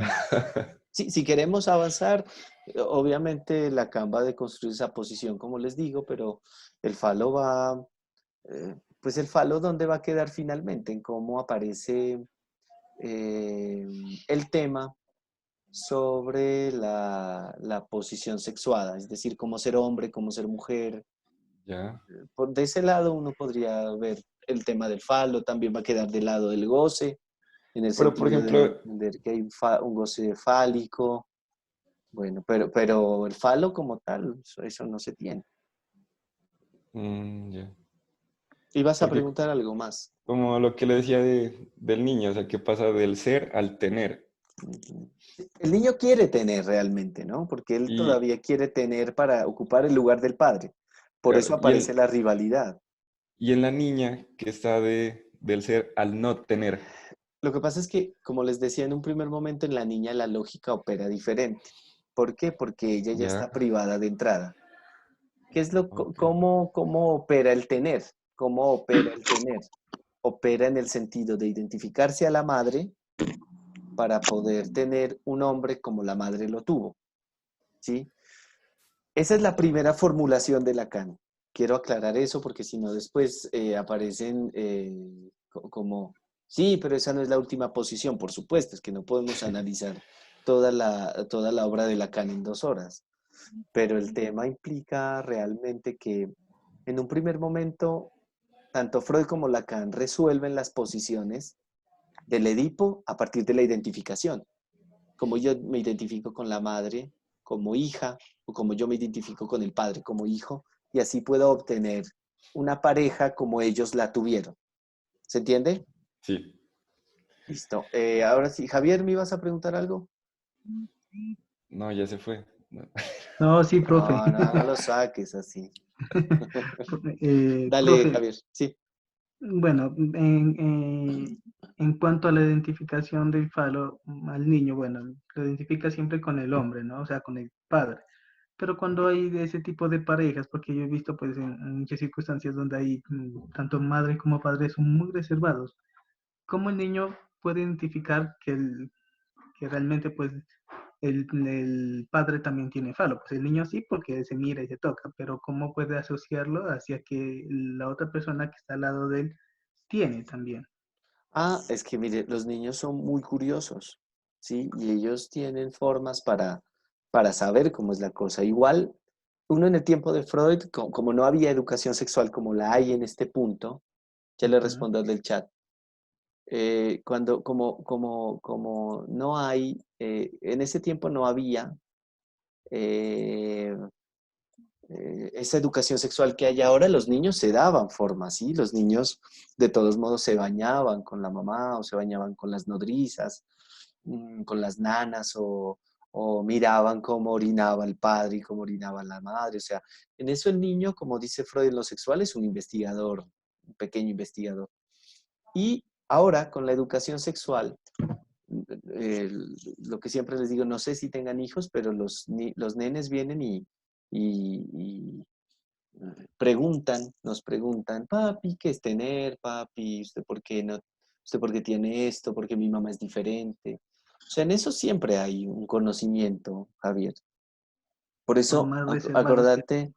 acordate, que sí, que por más reservados que sean, el niño se da su forma porque para todos lo sexual termina convirtiéndose en un enigma.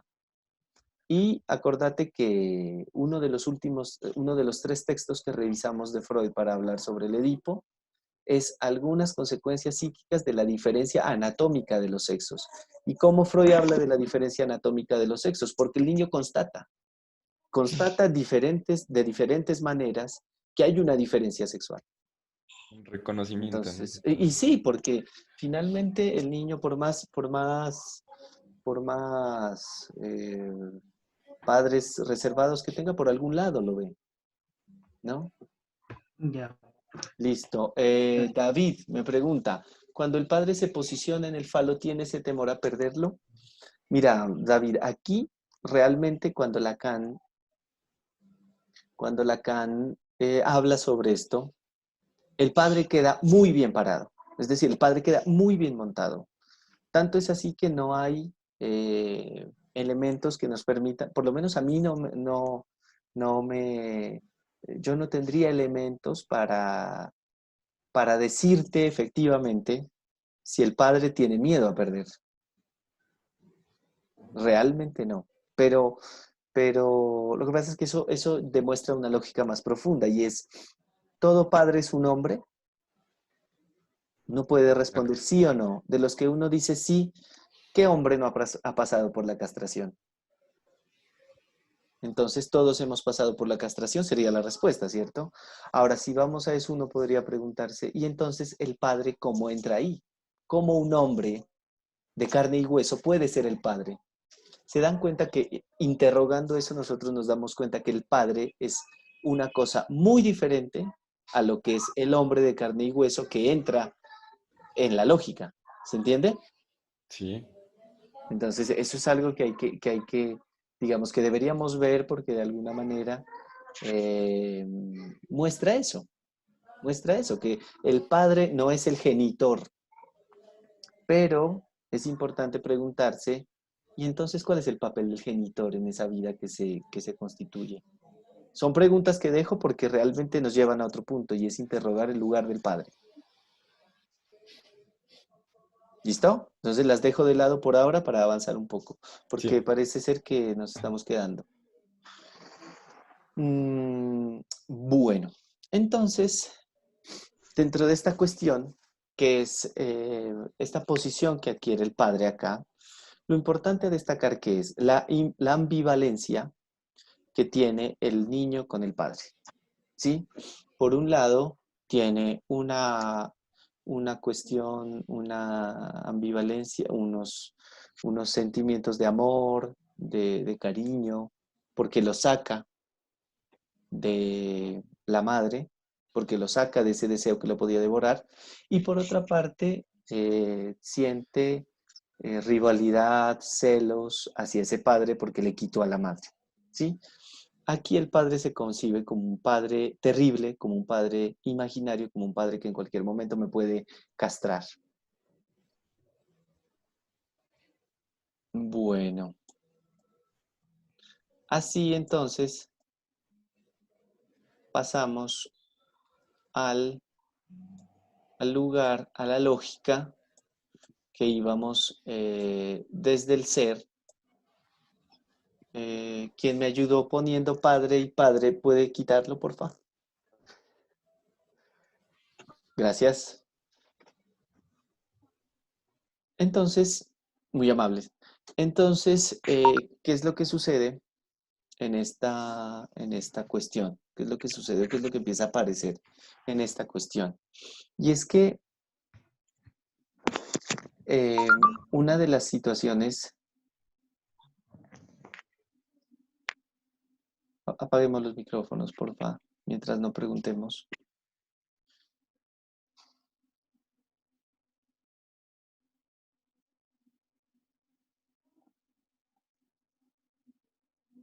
Bueno, ¿quién me sale aquí con micrófono? A ver, a ver. Cassandra. Ah, ya, listo, yo la quité acá. Manuel.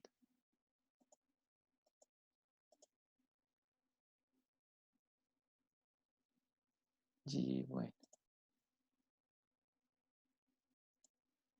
Listo, listo, listo, listo. Entonces, por favor, cuando quieran pedir la palabra para hacer una pregunta, desconectan el micrófono y lo desactivan cuando acaben, ¿vale? Porque se está filtrando un sonido. Bueno, entonces el niño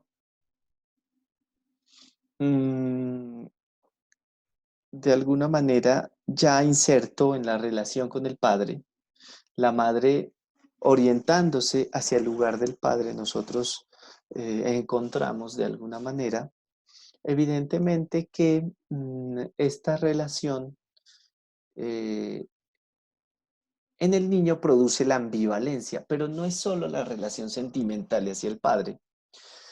Freud muy pronto, y eso es algo que quiero que revisen por favor en Tótem y Tabú,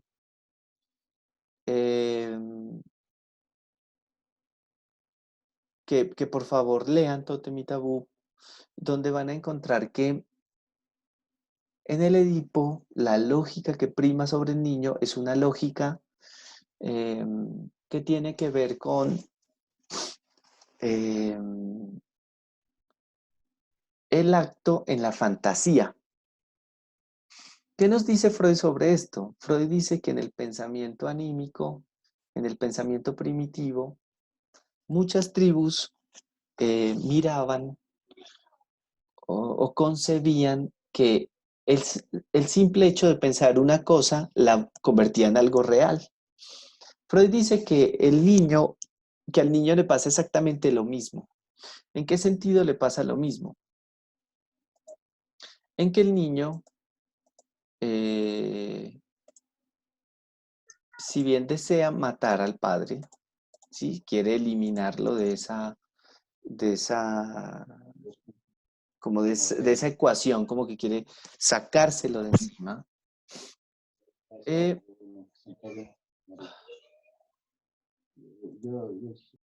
Lo que quiere el niño, de alguna manera, o más bien lo que le acontece al niño es que ese rivalidad y esos celos y ese deseo de sacarlo de encima implican una cuestión.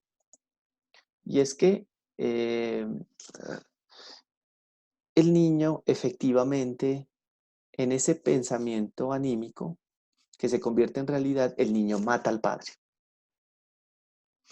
Este matar al padre, como les digo, es una cuestión de desear que desaparezca, más que matarlo como nosotros lo concebimos comúnmente. Es un deseo de que desaparezca, y ese deseo de que desaparezca es pues una desaparición, es una muerte, es una eliminación. Cuando pasa esto, al niño le suceden dos cosas. ¿Por qué se genera la ambivalencia más allá de los sentimientos, como les decía? Es porque cuando el niño desata todo ese odio sobre el padre, y cuando el padre aparece como eliminado de la ecuación, el niño empieza a experimentar culpa. ¿Por qué empieza a experimentar culpa? Porque el niño más allá de ese odio, también sentía un amor profundo por ese padre. Es decir, al padre se lo mata porque se lo odia, pero cuando está muerto, el padre aparece como un padre muerto que hace implicar una cuestión fundamental en el Edipo, que es la culpa. Es decir, si uno siente culpa por el padre que uno quiso matar, es porque uno en el fondo amaba a ese padre. ¿Sí? Profe, perdón, Sí, ¿culpa Adrián. o enseñanza moral?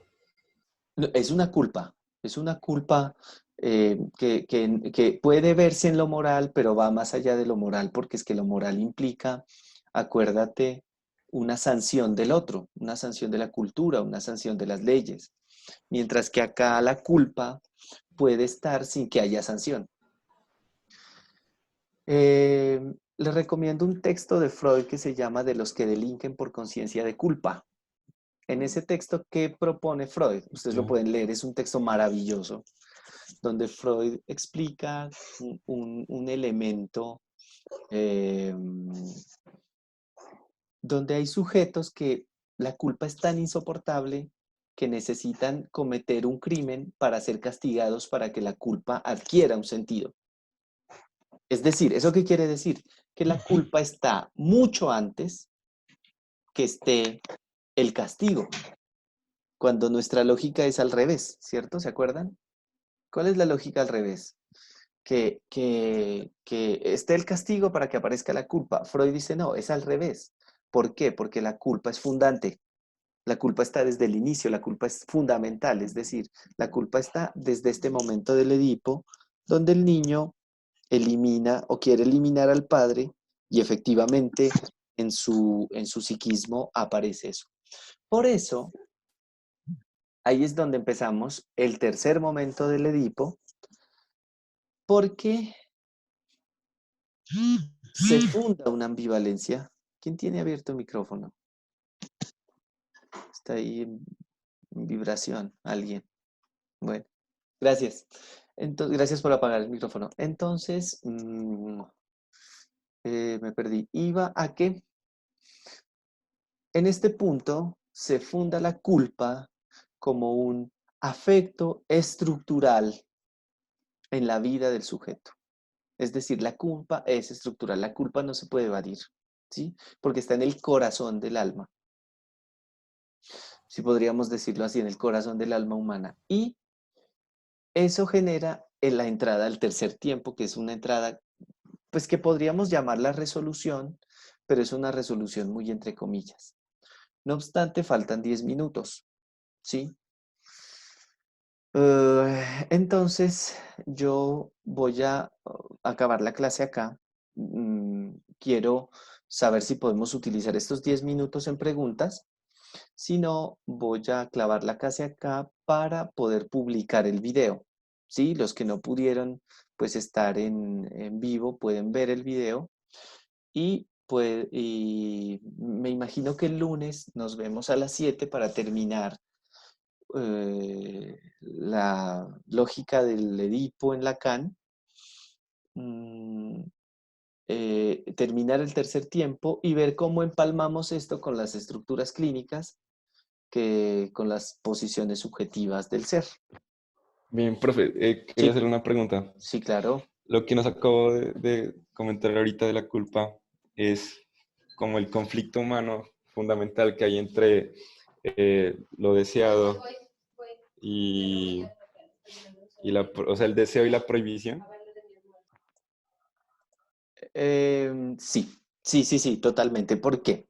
¿Cuál es la lógica del deseo y la prohibición? ¿Qué es lo que se prohíbe? Fundamentalmente lo que se desea, ¿cierto? Ahí estaría el tabú. Ahí está la lógica y por eso es tan interesante cuando las personas, cuando los muchachos así en edad de rebeldía, una rebeldía que les puede durar hasta la edad de ustedes, les dicen, por favor, no le vaya a prohibir, ¿no? Cuando se están como enamorando, ¿no? No le vaya a prohibir que ande con esa muchachita porque es que, ¿por qué? Porque es que eso es lo que más se desea, ¿sí? No digo que no se deba prohibir o sí se deba prohibir, pero ¿qué muestra esa lógica? Que se prohíbe lo que realmente se desea, ¿sí? Y en ese orden de ideas, pues miren que el Edipo entra a totalidad. ¿Por qué entra a totalidad? Porque el Edipo, fundamentalmente, lo que se prohíbe es el deseo sobre la madre. Entonces, por eso se lo prohíbe, porque se la desea de una manera muy contundente. Pero entonces, Y- y- ¿quién? sí, Perdón, sí, sí, sí. eh, siga. ¿Y, co- y cómo entraría el tema de la culpa? Es que cuando la culpa aparece cuando se cede en el deseo, ¿cómo podríamos establecer eso? Es una frase de Lacan del Seminario 7, pero ¿cómo podríamos establecer eso? Que la culpa aparece como un indicador del deseo, ¿sí? Es decir, el niño cuando se pone culpable, cuando en su inconsciente ha matado al padre. Miren, es que es una lógica muy fácil de entender. Si realmente yo quiero matar a alguien, no le estoy diciendo que vayan y maten a alguien, pero si yo quiero realmente matar a alguien, lo mato y me siento pésimo, ¿quiere decir que yo deseaba matar eso o que ahí hay otra cosa subyacente a eso? Eso es lo que le pasa al niño, que el niño desea matar al padre, lo desea con todo su ser, pero cuando el padre muere, él siente culpa. ¿Por qué? Porque finalmente lo que él hacía era amar a ese padre.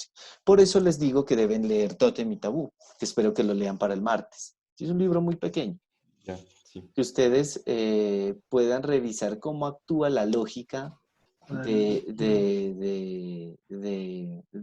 padre muerto. Porque fundamentalmente lo que opera como en la castración, y es lo que vamos a trabajar el lunes, es el padre muerto.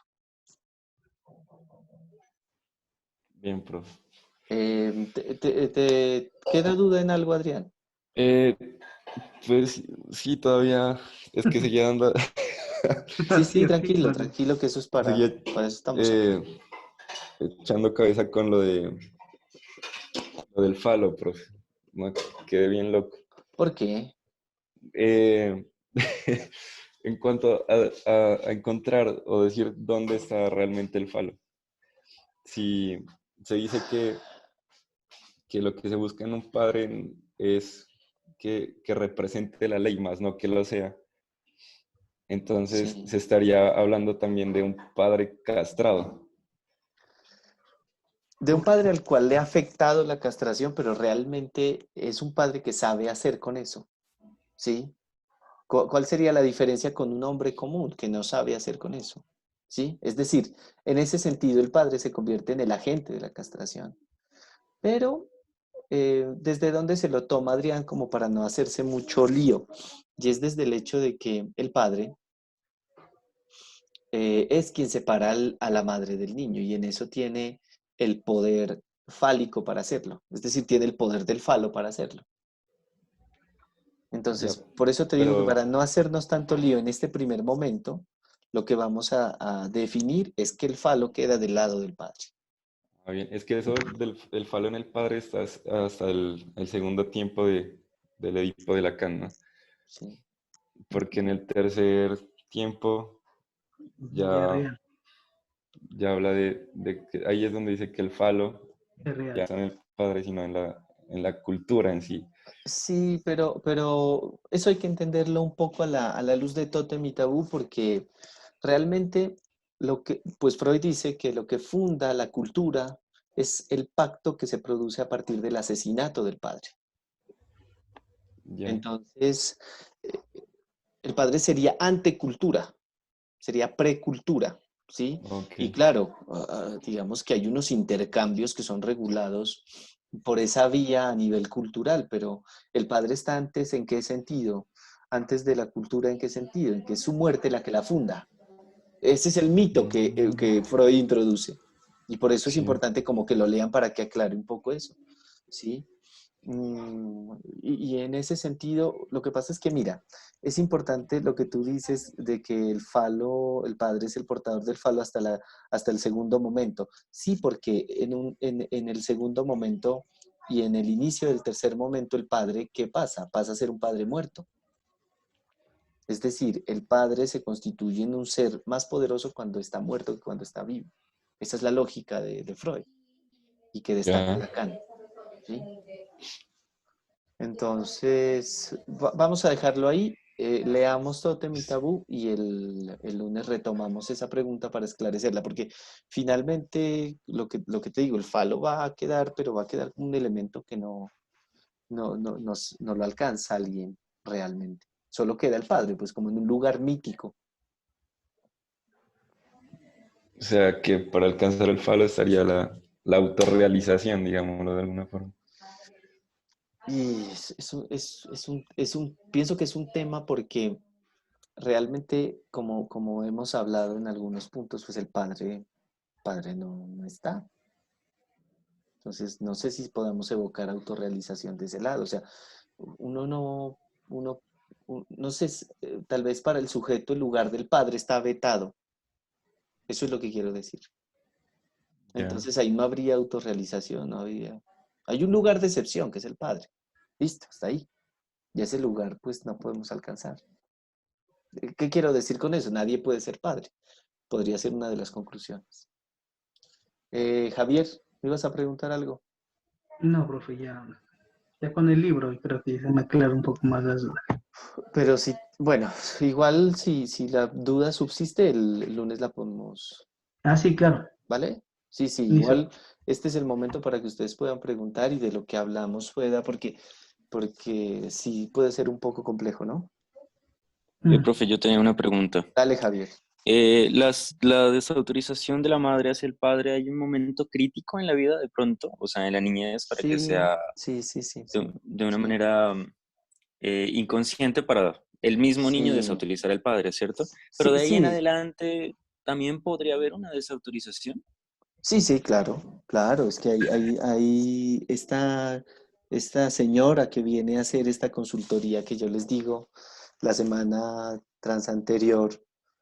Lo que muestra es que ella hasta hace un año, hace 6 meses, seguía desautorizando al padre. Y tanto es así que la relación de este muchacho con el padre es nula. O sea, todo lo que el muchacho tiene que pedirle a la madre, todo lo que la madre tiene sí, que pedirle al padre, que decirle al padre alguna cosa, lo dice a través de la madre.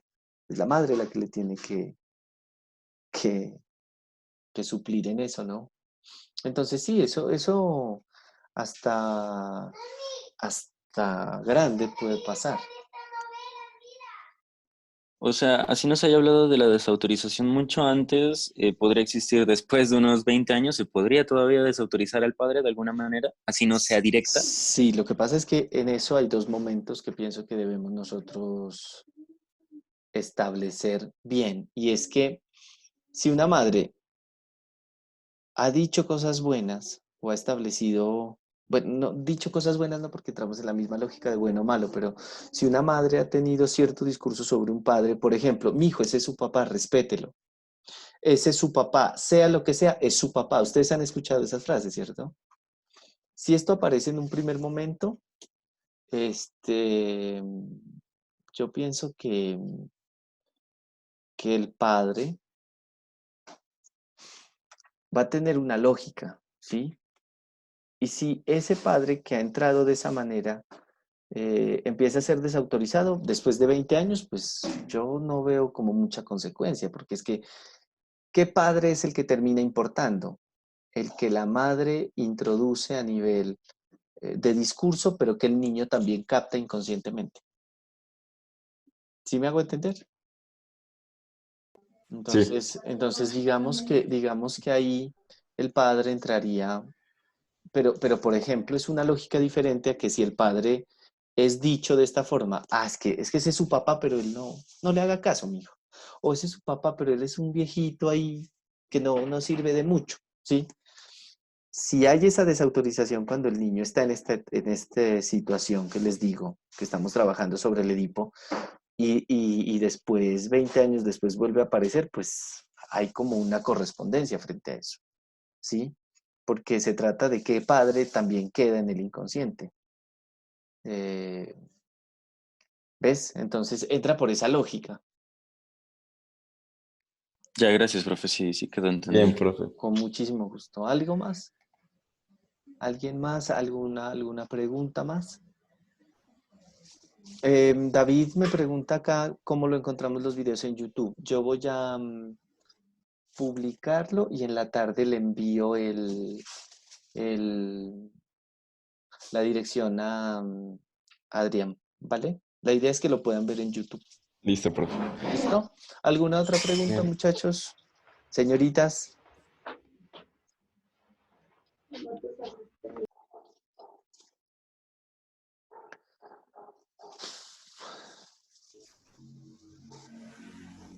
Alexandra. No, pero ninguna No. pregunta. Pensé que Lilibet.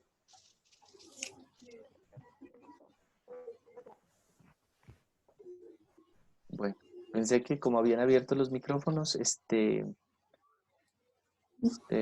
bueno, muchachos, entonces el lunes nos vemos a las 7 para continuar lo que estábamos hablando. Ahorita voy a cerrar la clase y nos vemos. Muchas gracias, profe. Con Ya muchísimo nos vemos. gusto. Genial la clase. Muy chévere. Genial, sí. Gracias, Sí, profe. profe, Muchísimo gracias. gusto. Un gran abrazo. Hasta luego. Profe. Adiós. Sí. Dios, profe, Eh, gracias. no se olvide llevar un registro fotográfico, ¿no le piden en el programa? Yo creo que con esto es suficiente, pero voy a preguntar a ver si tengo que, porque de todos modos los que no puedan entrar acá pueden verlo por YouTube en asincrónico, ¿vale? Bien, bien, profe. Ya nos Listo. vemos entonces. Un abrazo. Profe. Chao. Que se- Nos Chao, igual. vemos. Profe.